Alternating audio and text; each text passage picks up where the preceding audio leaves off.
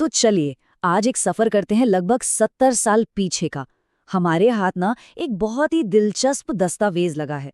एक ऐसा खजाना जो हमें ये समझने में मदद करेगा कि उस जमाने में एक आध्यात्मिक जीवन का मतलब क्या होता था, उसका पूरा खाका, उसका पूरा ब्लूप्रिंट कैसा था। तो तैयार हैं? चलिए मिलकर इस रहस्य की परतें खोलते हैं।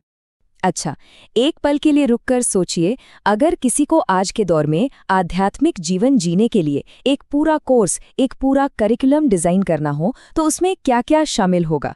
ये सवाल जितना आज जरूरी लगता है ना, उतना ही 70 साल पहले भी था। और आज हम उसी का एक ऐतिहासिक जवाब ढूंढने की कोशिश कर रहे हैं। तो ये रोड मैप आखिर हमें मिला कहाँ से? ये मिला है हमें 1953 की एक पुरानी, लगभग भूली जा चुकी पत्रिका से, जो हमें उस दौर के आध्यात्मिक जीवन का एक पूरा खाका, एक ब्लूप्रिंट देती है।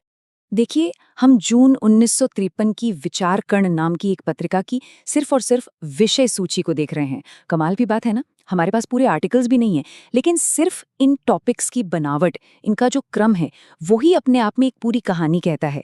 ये बिल्कुल एक पहेली सुलझाने जैसा है, जहां हर टॉपिक एक नया सुराग है। तो किसी भी आध्यात्मिक सफर की शुरुआत आखिर होती कहाँ से है? सबसे पहले नींव रखी जाती है ईश्वर, या कहें कि उस दिव्य शक्ति के साथ एक गहरा रिश्ता बनाने की नींव। ये वो बुनियाद है जिस पर आगे की पूरी इमारत खड़ी होने वाली है। अब जरा इन टॉपिक्स पर गौर कीजिए। ये बिल्कुल सीधे मुद्दे की बात करते हैं। ईश्वर क्या है, उसके न्याय का नियम कैसे काम करता है, और प्रार्थना क्यों हमारी जिंदगी का एक जरूरी हिस्सा है। ये उस आध्यात्मिक पिरामिड की पहली और शायद सबसे मजबूत परत है, जिसे ये पत्रिका बनाने की कोशिश कर रही थी। ठीक है, तो एक बार जब बुनियाद पक्की हो गई, तो अगला कदम क्या होना चाहिए? बहुत स्वाभाविक है। ध्यान बाहर की दुनिया से हटकर अंदर की तरफ मुड़ता है। मतलब अब बारी है खुद पर काम करने की, आत्म सुधार की। इस सेक्शन में तो जैसे आत्म सुधार के लिए एक पूरा प्रैक्टिकल टूल बॉक्स ही दे दिया गया है। मन को कैसे स्वस्थ रखें, अपने विचारों को कैसे शुद्ध करें, और यहाँ तक कि अपनी जुबान पर कैसे काबू रखें। मतलब हर छोटे बड़े पहलू पर ध्यान दिया गया है। और पता है, इस पत्रिका की असली खूबसूरती क्या है? वो है इसका संतुलन। देखिए, एक तरफ अंतः शुद्धि जैसी कितनी गहरी, कितनी दार्शनिक बात है, और दूसरी तरफ उतनी ही सीधी और सरल सलाह, कम बोलिए। ये दिखाता है कि आध्यात्मिकता को कोई बहुत मुश्किल चीज नहीं बनाया गया था। जोर इस बात पर था कि ये हर किसी के जीवन का हिस्सा बन सके, बहुत ही प्रैक्टिकल तरीके से। तो क्या आध्यात्मिकता का मतलब बस खुद पर काम करना और चुप रहना है? 1953 की ये पत्रिका कहती है, बिल्कुल नहीं।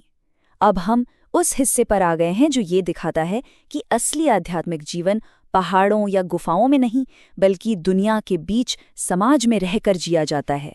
ये सेक्शन बहुत जरूरी है। ये हमारे अंदर के जीवन और हमारी बाहरी दुनिया के बीच एक पुल बनाता है। ये साफ साफ बताता है कि एक इंसान का आध्यात्मिक विकास उसके कामकाज, उसके बिजनेस और उसकी सामाजिक जिम्मेदारियों पर सीधा असर डालता है। ये कनेक्शन कितना गहरा है, ये स्लाइड बिल्कुल साफ कर देती है।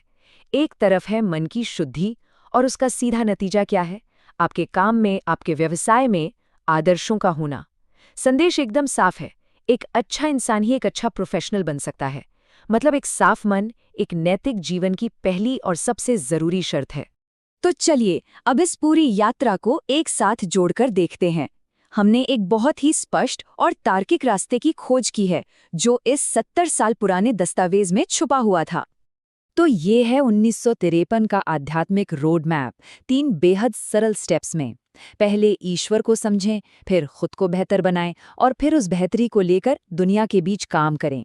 ये एक पूरी तरह से इंटीग्रेटेड जीवन का फलसफा है, जहां आध्यात्मिकता और रोजमर्रा की जिंदगी एक दूसरे से अलग नहीं, बल्कि एक ही सिक्के के 2 पहलू हैं। यहाँ से जो सबसे बड़ी बात निकल कर आती है वो ये है कि उस दौर में, मतलब भारत की आज़ादी के ठीक बाद, जब देश को बनाने का जज्बा था, तब आध्यात्मिकता दुनिया से भागने का रास्ता नहीं थी, बल्कि ये तो दुनिया से जुड़ने और उसे और बेहतर बनाने का एक बहुत शक्तिशाली जरिया थी।